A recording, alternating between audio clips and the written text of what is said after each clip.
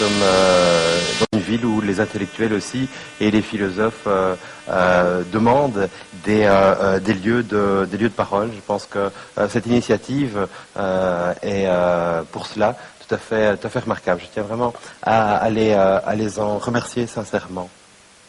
Je me permets de me présenter assez brièvement. Je m'appelle Pascal Chabot, j'ai 38 ans.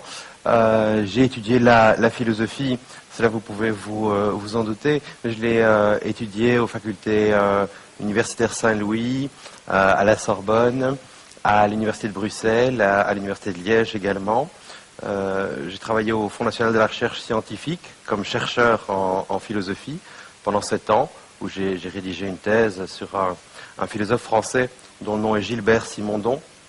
Et par la suite, j'ai quitté le milieu de la recherche pure, sans doute parce que j'avais besoin d'autres expériences et la philosophie universitaire, elle seule, ne m'apportait pas, disons, quelque chose d'assez global et nourrissant. Je travaillais alors dans une compagnie de danse contemporaine comme conseiller artistique et aujourd'hui j'enseigne à l'IEX des cours liés à la culture, liés à la communication, liés à l'histoire de l'art également. Alors la conférence, le cycle de conférences auquel vous nous faites l'honneur d'assister est consacré à la philosophie et à cette question assez générale, très générale même, pourquoi la philosophie. Je donnerai une série d'exemples pour aborder cette question, pourquoi la philosophie. Certains exemples vous sont peut-être connus, d'autres vous le sont peut-être moins, mais s'ils vous sont connus, je pense cependant qu'il est intéressant de les répéter ou de les analyser sous un autre angle. Au fond, les vérités, le savoir philosophique a ceci de commun avec les beaux tableaux des musées, c'est qu'ils peuvent être vus plusieurs fois et qu'à chaque nouvelle vision, à chaque nouvelle rencontre avec ces tableaux, ces vérités également, quelque chose de nouveau apparaît à un angle différent, sourit ou une résonance différente entre l'état d'esprit que nous avons aujourd'hui et la vérité ou la vision qui s'offre à nous. Pourquoi la philosophie, donc? Vaste question, direz-vous, à raison. Eh bien, la première chose à considérer, il me semble, dans cette discipline de langage, parce qu'avant tout, les philosophes sont des amoureux du langage. Les philosophes sont des gens qui ont le langage comme outil, et dirais-je même comme seul outil. Allons donc voir du côté du langage ce que le mot philosophie révèle. La philosophie, philosophein, c'est l'amitié de la sagesse. L'amitié de la sagesse. Et dans ce mot, il y a déjà beaucoup de choses. Parce que être ami de la sagesse, ce n'est pas être sage. C'est être dans une relation d'extériorité à la sagesse, mais avoir une tension, avoir un désir, avoir quelque chose qui est profondément de l'ordre de l'attrait pour une sagesse qui est alors extérieure. Et il faut se rendre compte que d'emblée, avec l'invention de ce mot au VIe siècle avant Jésus-Christ, en Grèce, on reparlera un petit peu de la Grèce tout à l'heure, d'emblée, les philosophes ont inventé un statut tout à fait à part et qui était en rupture radicale avec ceux qui les précédaient, c'est-à-dire les sages.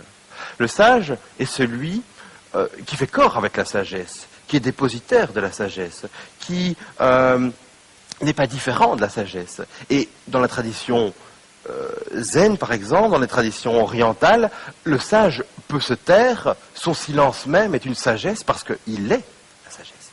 Le philosophe, lui, est beaucoup plus, disons, humain par rapport à cette question, car sachant qu'il peut se tromper, sachant qu'il est parfois trop prétentieux de se définir comme sage soi-même, il dit non, je suis en relation d'extériorité avec cette sagesse, mais je la désire, mais je l'aime. Et c'est comme cela qu'il s'est défini d'entrée de jeu. La question est donc, quand on se demande pourquoi la philosophie, la question est donc de savoir pourquoi cette amitié de la sagesse, pourquoi ce désir, pourquoi ce désir-là et pas un autre désir. C'est la question qui va nous orienter, qui va nous guider. Il faut savoir que l'existence de la philosophie n'est pas une évidence. L'existence de philosophes est une évidence. Il y en a dans toute l'Europe et depuis 50 ans dans le monde entier. La philosophie étant européenne de naissance, mais mondialisée comme beaucoup d'inventions européennes et autres. Mais l'existence de philosophes est bien sûr une évidence. Par contre, qu'est-ce que la philosophie qu'ils pratiquent? Et y a-t-il quelque chose qui puisse s'appeler philosophie et qui est commun à toutes ces personnes qui pratiquent cette discipline? C'est la question qui va nous guider, allant donc vers un essai de définition de la philosophie, un essai de trouver soit des synonymes, soit des paraphrases pour cette activité qui est celle de l'activité philosophique. Il faut dire que les philosophes, depuis toujours, ont eu à défendre leur activité, ils ont eu à justifier leur existence, voire leur utilité. Et j'emploie ce mot à dessein d'utilité, parce qu'une question qui pourrait nous guider, c'est de savoir finalement, la philosophie est-elle utile? La philosophie est-elle utile? Poser ces questions, à mon sens, poser la question pourquoi la philosophie, c'est faire face et essayer de surmonter certains obstacles. Parmi ces obstacles, on a d'abord l'obstacle de l'habitude. Les philosophes eux-mêmes se posent rarement la question de savoir ce qu'ils font. Ils le font.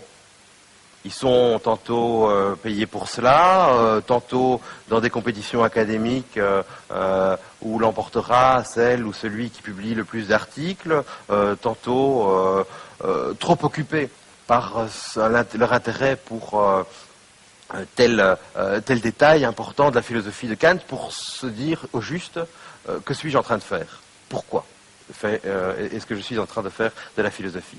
L'obstacle de l'habitude est donc un obstacle important. L'obstacle de l'ironie, ensuite, est un second empêchement vers cette question. Parce que l'ironie qu'a suscité la philosophie et qu'elle suscitera toujours est massive. Est massive. Frédéric II disait si j'avais une province à faire gouverner, et si j'avais une province à punir, je la ferais gouverner par un philosophe.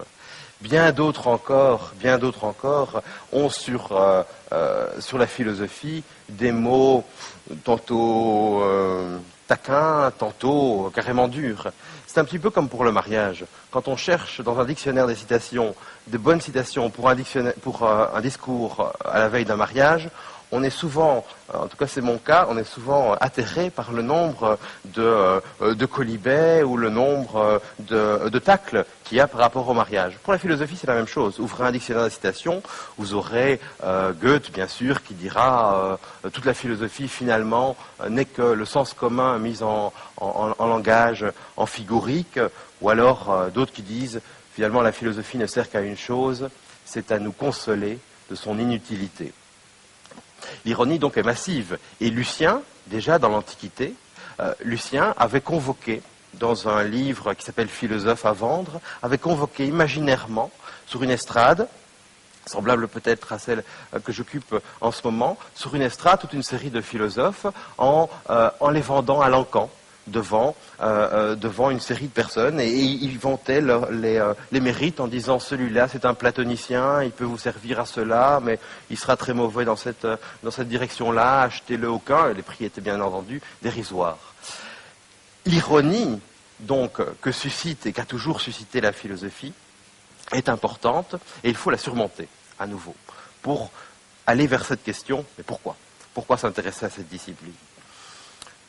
Autre obstacle, c'est celui de l'inutilité. Beaucoup répondent, vous savez, il y a déjà tant de choses utiles dans ce monde. Et nous sommes dans une civilisation où l'utilitarisme dans ses versions scientifiques, technologiques, est si prégnante que quelque chose qui serait de l'ordre de la gratuité, que quelque chose qui serait de l'ordre du don, que quelque chose qui serait de l'ordre de l'inutile, a toute sa place et fait même un contrepoids à la civilisation tantôt marchande, tantôt technoscientifique que nous connaissons. Donc beaucoup de philosophes eux-mêmes disent « Mais pourquoi posez-vous la question de l'utilité de la philosophie? Elle ne sert à rien et c'est bien comme cela. » Et ils prennent alors l'exemple de l'art aussi, en disant « Mais vous savez, l'art lui-même, il ne sert pas à grand-chose, mais il n'a pas à servir. » Il y aurait beaucoup de choses à dire par rapport à cela, et par rapport à la comparaison avec l'art encore plus, car il n'est pas sûr que l'art ne serve à rien. L'art religieux a toujours dans les églises eu une fonction qui était une fonction soit de représentation, soit d'élévation des âmes, soit d'instruction pour une population qui était en majorité illettrée. L'art du portrait que Van Eyck dans nos régions développe est un art qui avait clairement la fonction, en l'occurrence pour le duc de Bourgogne, de lui représenter qui était réellement et physiquement sa promise, sa fiancée au Portugal, au moment où il ne pouvait pas s'y rendre. D'autres fonctions de l'art, qu'elles soient économiques ou qu'elles soient de faire écho à une nécessité, à une obligation existentielle de s'exprimer, existe. Donc la comparaison avec l'inutilité de l'art me semble très douteuse parce que l'art n'est pas inutile. Et à mon sens, la philosophie non plus. Je tendrais même à dire que la philosophie peut être une des choses les plus utiles dans cette existence. Il faudra voir comment on le définit. Et enfin, un dernier obstacle à surmonter pour affronter cette question de l'utilité de la philosophie et de son intérêt est l'obstacle de l'âge. Dans un très beau livre, Qu'est-ce que la philosophie, écrit par les Français Deleuze et Guattari, eh bien, on lit à la page 15 que se poser la question de qu'est-ce que la philosophie est finalement une question pour la vieillesse. Deleuze et Guattari, arrivés après 40 ans environ de carrière de philosophe, disent « C'est maintenant enfin que nous pouvons poser cette question. Qu'avons-nous fait pendant ces 40 ans? À quoi avons-nous consacré nos meilleures énergies ?» Personnellement, je m'inscris en faux contre cette réserve de ne pouvoir poser la philosophie que lorsqu'on a déjà une carrière de philosophe, un parcours des honneurs philosophiques, disons, bien rempli. Il me semble qu'à tout âge, au début, à l'âge de la maturité, à l'âge où on a une certaine sérénité,